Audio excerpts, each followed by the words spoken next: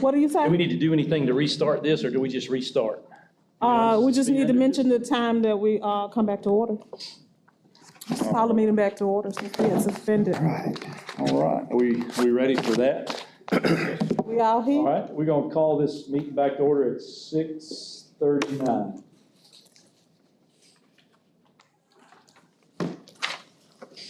You know when it was suspended? A little bit ago. Stuff here.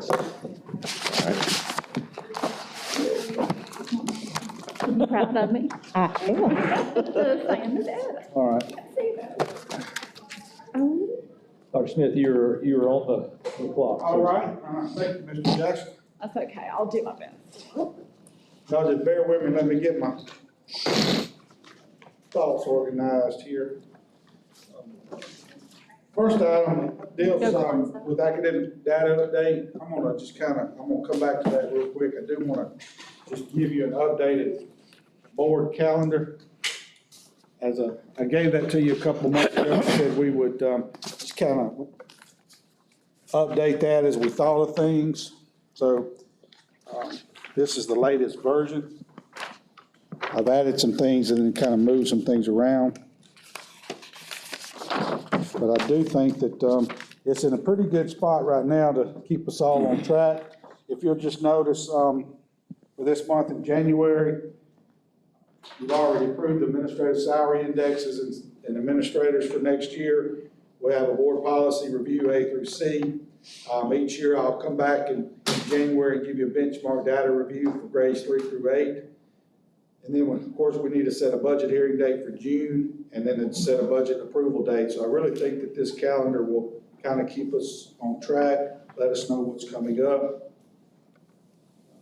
So that's just really for your information and to try to keep us all on track. So I think it's looking pretty good. You'll notice, Ms. Taplin, that I did move rotation of board officers to December. So we'll do that in December now. Then superintendent evaluation in December. September accountability enrollment presentation. I'll have all the test data back by then and present that to you each September. So I think it's looking pretty good. If you have any questions about that or have anything that we're missing, we need to add, just let me know. If you'll just notice on those first January through April, I'll give you sections of the board policy each month to review, and then the following month, we'll just approve those after we review them, and we'll be able to stay current on that, okay? So I hope that that'll help us.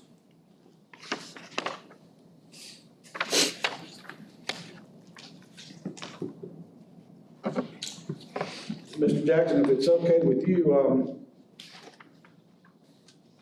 is it all right do I have to stay in order A through D, or can I move that around a little bit? I'd like to come back to my data, but Is there anything that needs to be since it's voted my on? presentation, I think I could. If there's nothing that needs to be voted on, I Yeah, just. nothing, no, sir, it's not.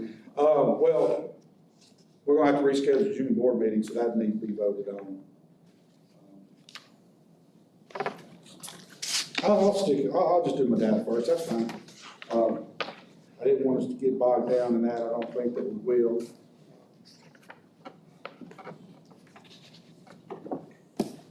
I want to be real careful with presenting this data, because I do have teacher names here. I don't want to say any of those publicly. So you're going to find two different sets. You're going to have a set of data that has the teacher name, and you're going to have a set that does not. And on the one that does not, it just simply says teacher A, B, C, D. But I'm going to go through that with you.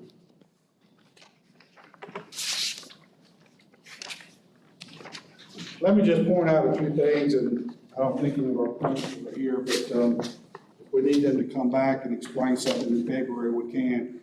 I just want you to be real cautious of what we're about to look at. Let me just go ahead and say a few points that I've jotted down, because I don't want this to confuse you. When you see growth in this data, that does not mean growth from last year's state test.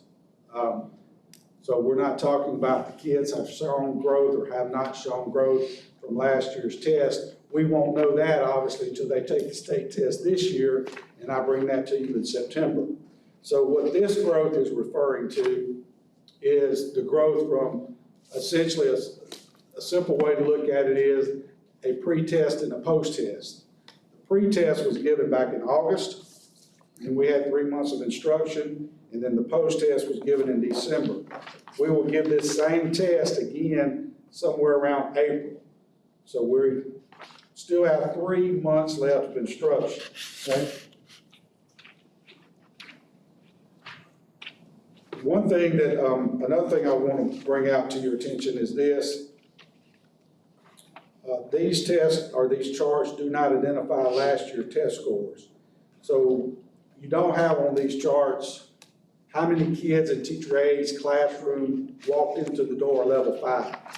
You remember, we kind of preached on that a little bit when our 4th grade students last year, their problem was not growth, or our problem was not growth, it was regression. We went backwards. So this information is not going to tell you how many kids walked into that classroom of 5 or 4. But with all that said, let me just kind of give you an example, kind of walk you through it. 3rd grade under teacher A, number of students with growth. So when they took this exam, this diagnostic test in December, 16 of those students showed growth from when they took it in August. 5 did not. And what this software will do is it will kind of calculate and give you some type of projection of how these students will score on the state exam.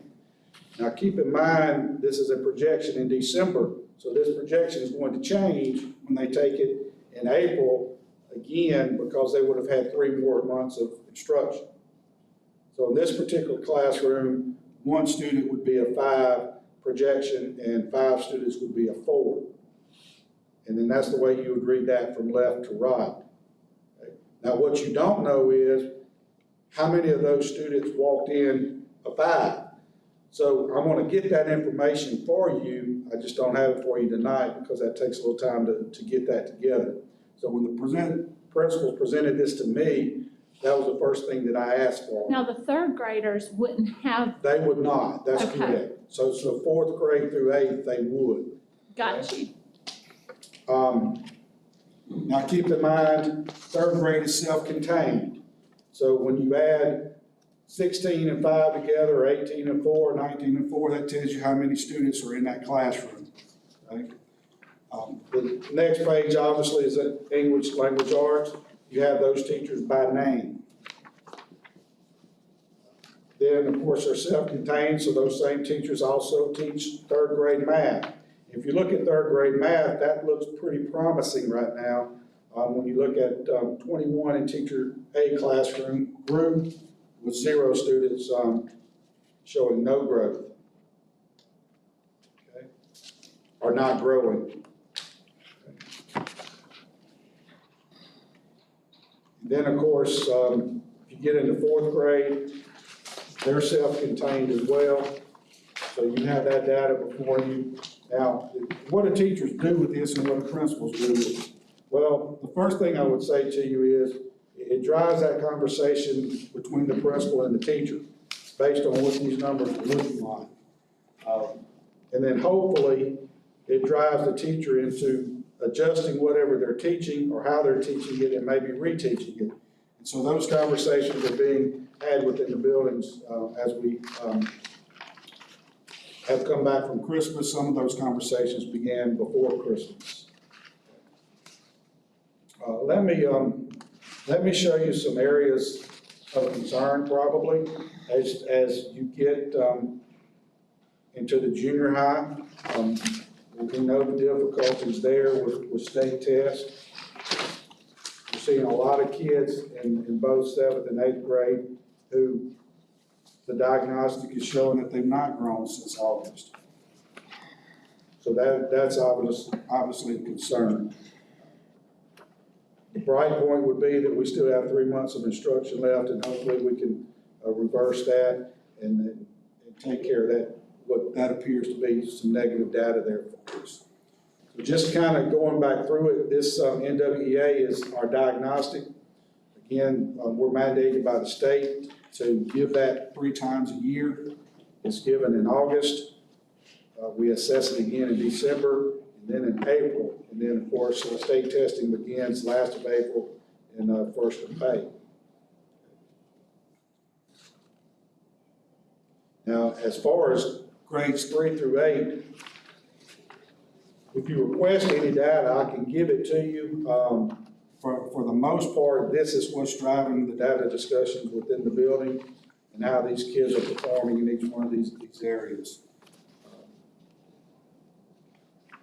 So I think 3rd and 4th grade, if that holds true with what we're looking at there, certainly we should see an increase at the 3rd and 4th grade level from what we had last year. And again, 7th and 8th grade is always a difficult time for us. But if you have any questions about that, give me a call and I'll try to walk you through it. I have one But it gets a question. lot deeper than this. This is just an overview. But those conversations, again, are being held within the building. Do we have outside, like, consultants that are in these areas? We use a variety of outside consultants.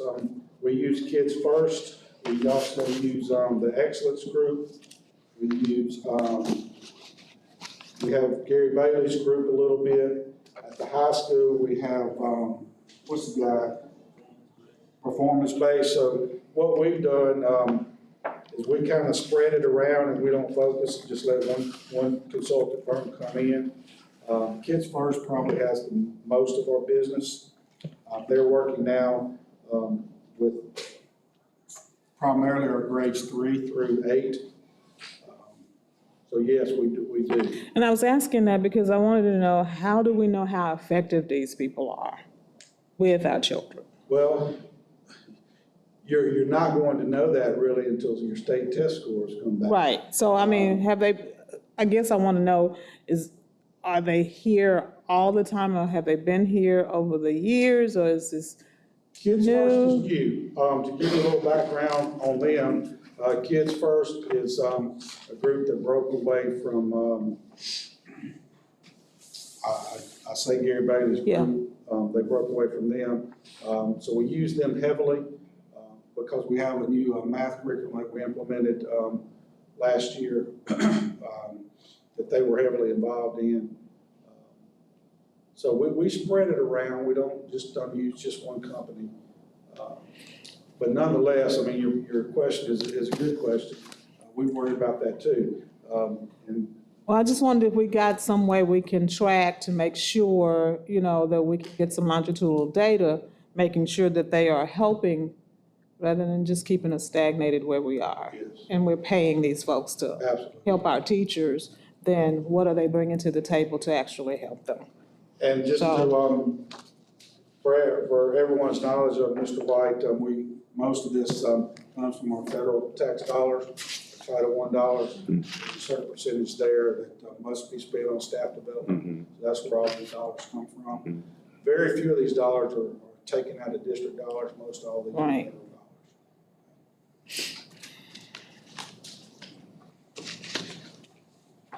Okay, let's, Do you think that the schools are on track to make that progress goal that we have? well, just from the overview that I've kind of given you Because I tonight. can't tell. Either, so, I think, here's the problem with what I'm sharing with you. The reality is you really don't know till they take the test in May. So I can bring all the data in the world to you throughout the school year.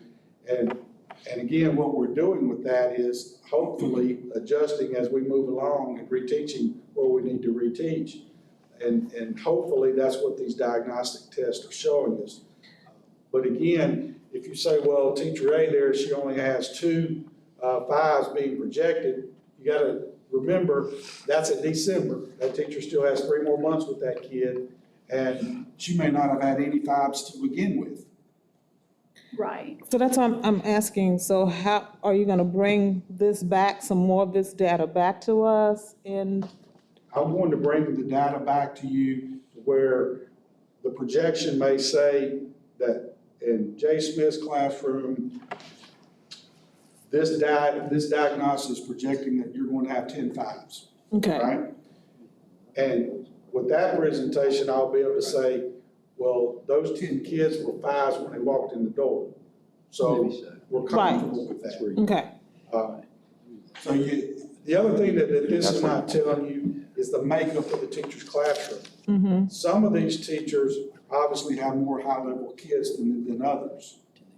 And so your information, you don't know that. I may know it by looking at the teacher's name and saying, I know that she has the low class this year, or 1 or 2 of the lower classes.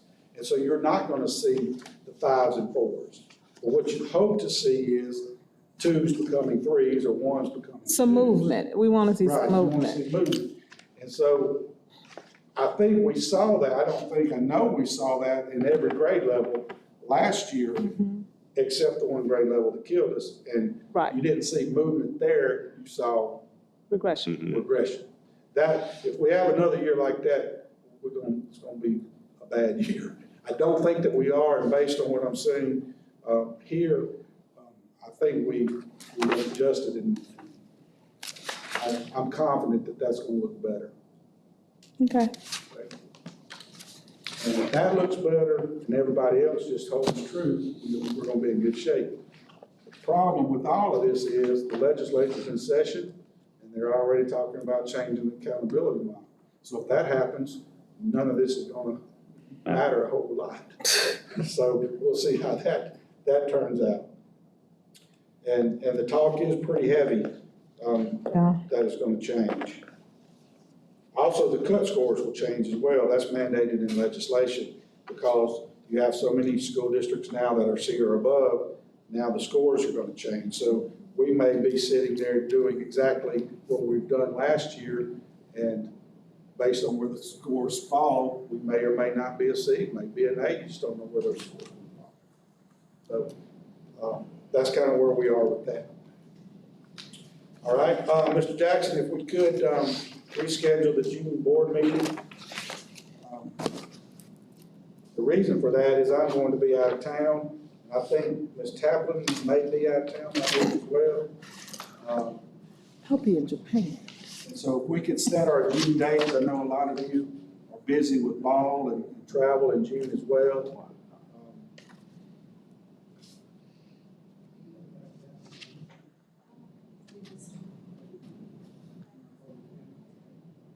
Our board meeting is typically obviously the first Tuesday, June the 6th. First Thursday. Thursday, I'm sorry, if we can move that to that next week, the 12th or the 13th. Wednesday's bad for you, Mr. White. Mm-hmm. If we can move that to the 13th.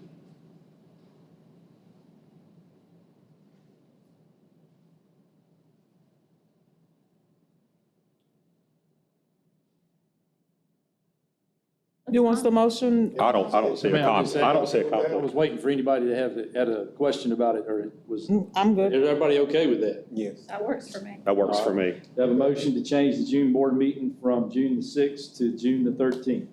Motion. Second? All in favor? Aye. Motion carried. Thank you, Mr. President. The next item is to go ahead and set the June budget hearing for 24-25. If you remember now, this is a pretty short meeting, maybe 20 minutes max. This is where Tina kind of gives you her overview of the budget.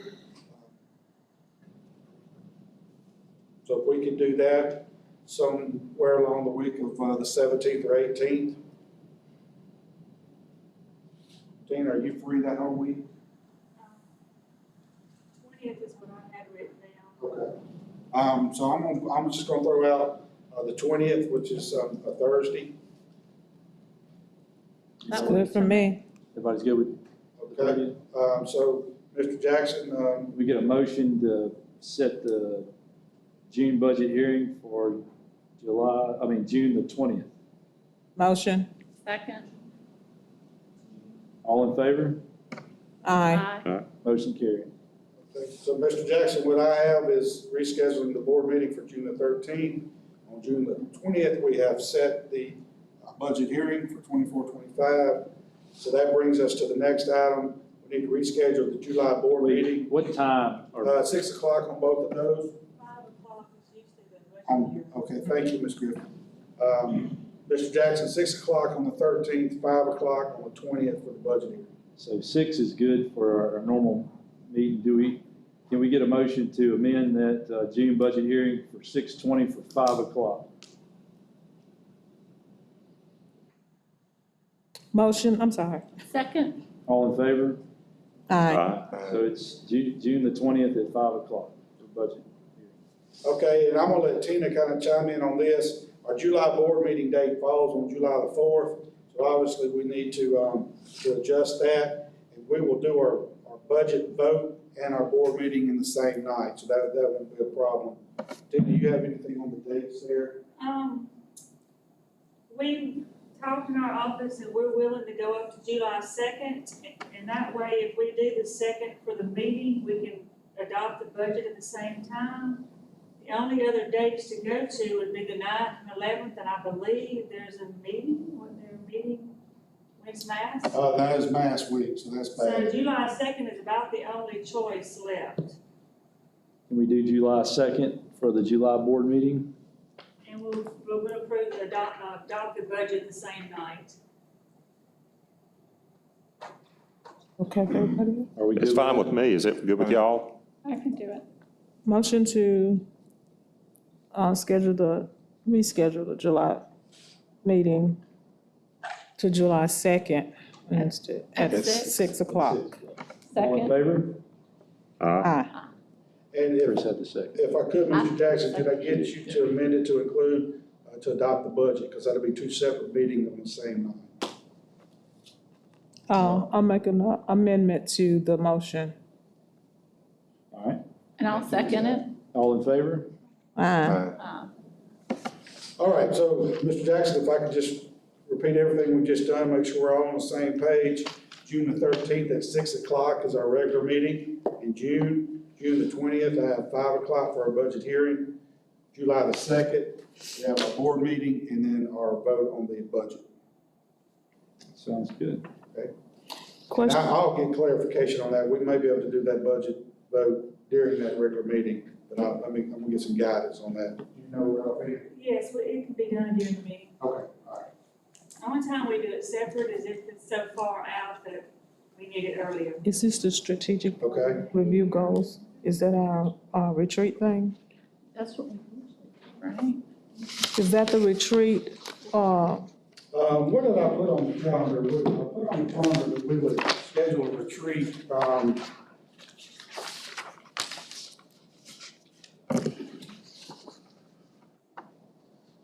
I'll put that on here somewhere.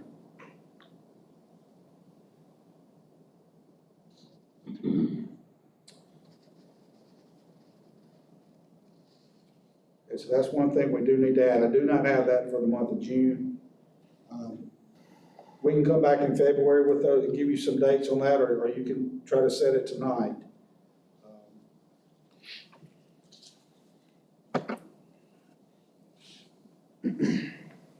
You want to try to set the retreat, or y'all want to come back and put it on the agenda for February? Yeah, let's give everybody a chance to look at their calendars and Okay. figure it out.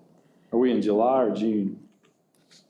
June, I think. June, You know, if I recall, we did do on one of those days last year, and then we had the budget hearing, or we had a meeting that night. So if you go back to June 30th, if that's already taken up our time, June 20th, we could look at that being one of those days, and either the day before or the day after. So that would be the 20th and 21st, or the 19th and 20th. I can't do the 19th, I have MDE hearings, so I could do the 20th and 21st if we're doing that. That would work for me, 20th and 21st. I could do that. That's a Thursday and Friday? Mhm. So the budget hearing is on the 20th? Or am I in the wrong month? No, Right. You're correct. So we're gonna be basically all day on the 20th and the 21st, right? Yes, ma'am. Okay. Just have to get it set in my brain. That's like what we did last year down. Yeah, so that's where we kind of reflect back on last year Right. and set the tone for the new year. Right, okay. Principals and directors are there with us. Mm-hmm, Yes, sir. okay. Dr. Smith, I spoke with the sheriff and the undersheriff or deputy sheriff, and they would like to set up some kind of meetings with us to start building the relationship again. We'd be glad to have it. So if you and Mr. Jackson or whoever, if you, we, as a board, want them to come, then we may want to include them in maybe We'd be glad to this, include because they really want to start building relationships again. them. Okay, sounds great. Mr. Jackson, I'll handle that. All right, let me repeat it one more time. June 13th, 6 o'clock, regular board meeting. June 20th, 5 o'clock, budget hearing. I guess we gotta come back and take a vote on the Retreat. 20th and 21st being the board retreat, and then July 2nd, board meeting and budget vote.